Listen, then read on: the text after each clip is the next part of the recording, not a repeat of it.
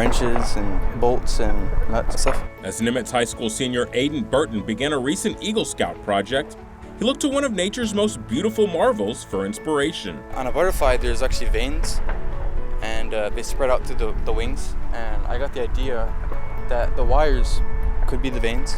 Burton sculpted these butterfly wings out of reclaimed materials for friends of Irving Gardens to use as a trellis at Birds Fort Trail Park along the Campion Trail. The fact that it's made from repurposed material so it kind of goes into our theme of conservation and sustainability. Just like nature is recycling, this sculpture is kind of echoes that motif as well. Friends of Irving Gardens has a detailed plan for this sculpture, using it to grow a passion vine, a plant that serves as a host for a certain species of butterfly, the Gulf fritillary. Our garden prioritizes host plants because it's not just fun to have the butterflies come eat. We want them to build their home and reproduce. This will be another kind of host plant for another species that we're eager to attract. The sculpture is the latest addition to this peaceful garden, just yards from the Elm Fork of the Trinity River. The results are awesome, and to think that an individual student and his scouting friends could make a difference is just fantastic. Pretty proud,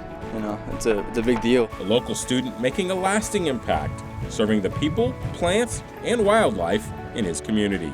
Robert Sheik for City Source.